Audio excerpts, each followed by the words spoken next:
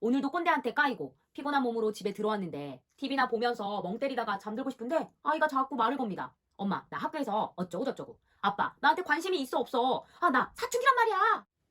여러분, 아이에게 뭐라고 말하고 싶으세요?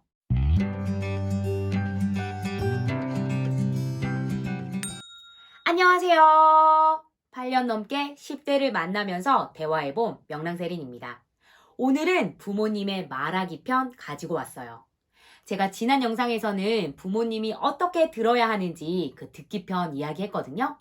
아직 안 보신 분 있다면 여기 가셔서 한번 보고 오세요.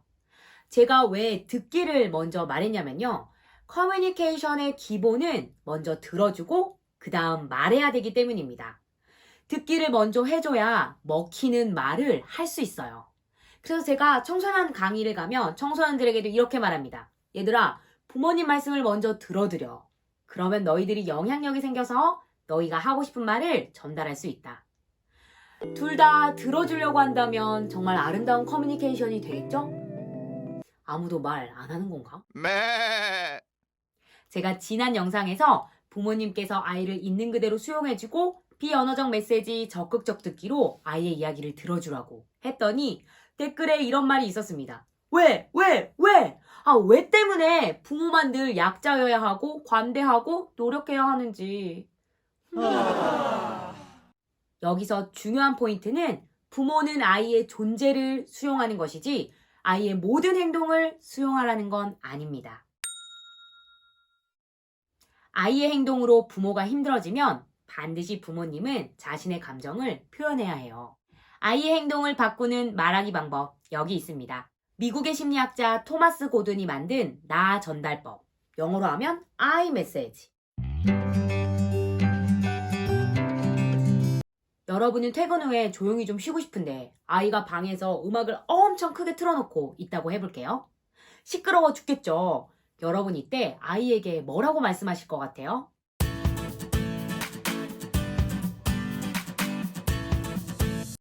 야, 음악 소리 좀 줄여. 야, 이 밤에 지금 시간이 몇 시인데 음악을 이렇게 크게 틀어놓으면 어떡해? 너 생각이 있는 거냐, 없는 거냐? 야, 이 가족 모두가 사는 이 집에서 너 혼자 사는 것처럼 너 왜 이렇게 이기적이야? 그런데요, 여러분. 여러분의 친구가 오랜만에 여러분의 집에 놀러와서 새로 산 식탁 의자에 다리를 턱하니 올려놓는 거예요. 그럴 때 여러분 친구한테 뭐라고 말씀하실 것 같아요? 야, 당장 발 내려라. 야, 그거 새로 산 의자인데 좀 개념 좀 챙겨. 너 발 계속 올려놓으면 가만 안 둔다. 야, 족 치워라. 이렇게 말하는 친구는 없을 거예요. 대부분 친구를 대할 때는 친구를 배려하고 존중하는 마음으로 아마 조심스럽게 이야기를 꺼낼 겁니다. 사실 의자가 새 거거든. 바로 더러워지면 좀 미안한데 그 의자 산 지가 얼마 안 돼가지고 때탈까봐 좀 조심하고 있어. 정상적인 친구라면 발을 내릴 겁니다. 우리는 친구한테 이래라 저래라 해결책을 제시하지 않아요. 명령하거나 훈계하거나 평가하는 그런 말은 하지 않는 거죠. 그런데 소중한 아이들에게는 너는 생각이 있냐 없냐 버르장머리가 왜 이러냐 그래가지고 쓰겠냐 넌 부끄러운 줄도 모르냐 너 엄마가 너처럼 똑같이 이렇게 해볼까? 이런 식으로 아이의 기를 죽이고 창피하게 만들고 또는 죄책감까지 느끼게 만들어요. 자, 이제 제대로 말해봅시다. 아이메시지, 즉, 나 전달법에는 세 가지 요소가 있어요.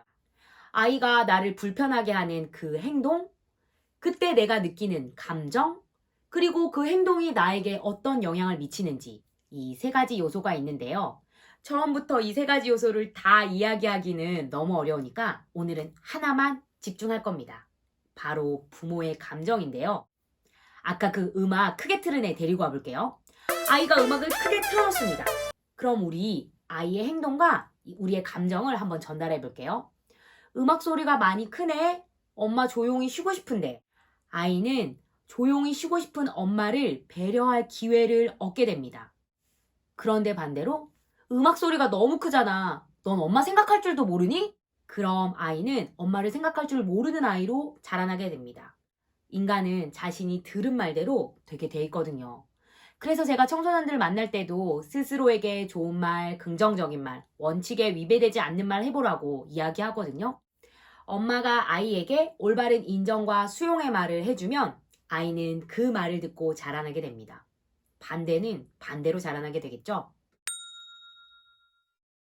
제가 학부모님 강연을 다니면서 이 나 전달법을 알려드리면 부모님들께서 저에게 이런 이야기를 해주십니다.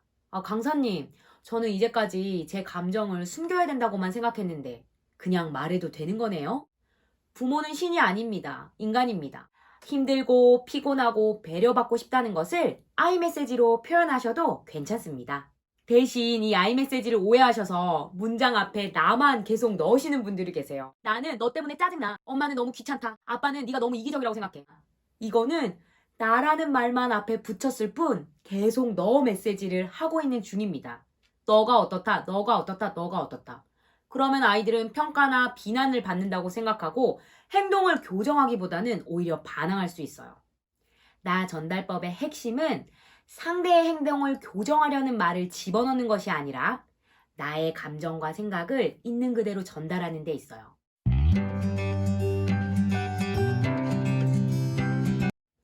제가 강의 초반에 이 아이메시지, 나 전달법을 강연하는 강사이면서도 실제로 저도 사용하지 못했어요.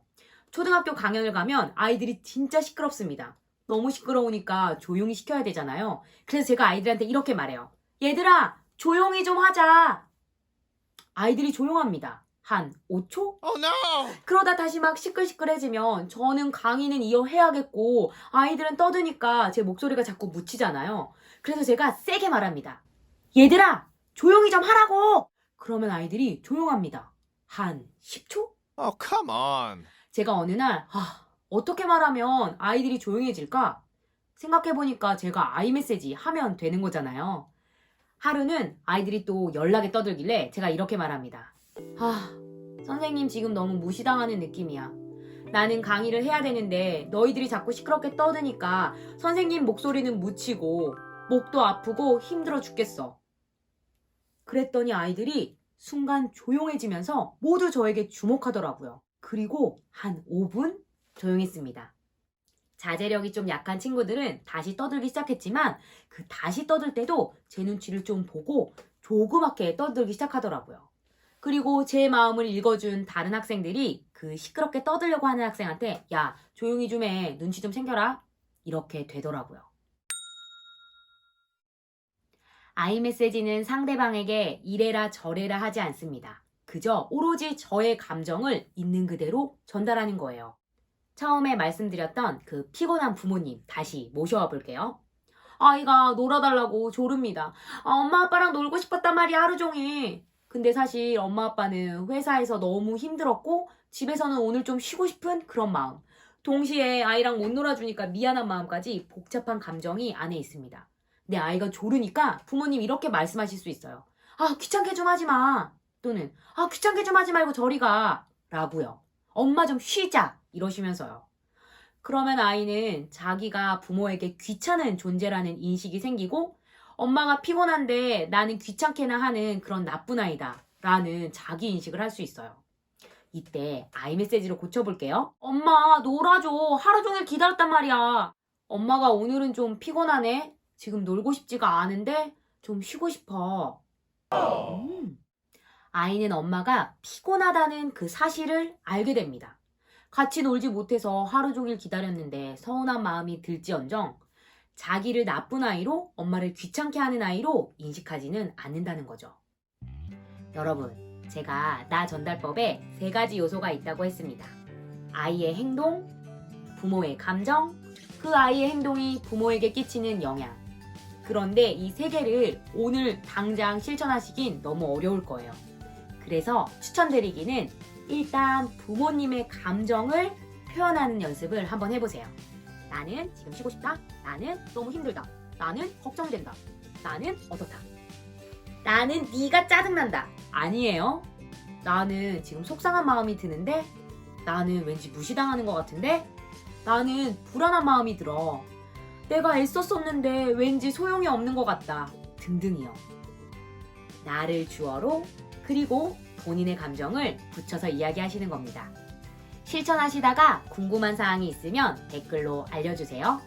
그리고 언젠가 이 대화법이 더 궁금하신 분들이 생기면 제가 아이의 행동을 어떻게 객관적으로 서술할 수 있는지 그리고 아이의 행동이 나에게 어떤 영향을 주는지까지 이야기하는 방법도 가지고 와볼게요. 그럼 오늘은 여기까지 하고요. 우리 다음 영상에서 또 만나요. 오늘 하루도 명랑하세요. 안녕.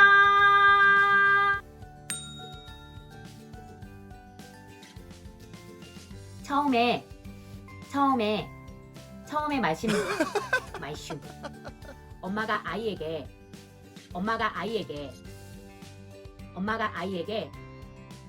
엄마가 아이에게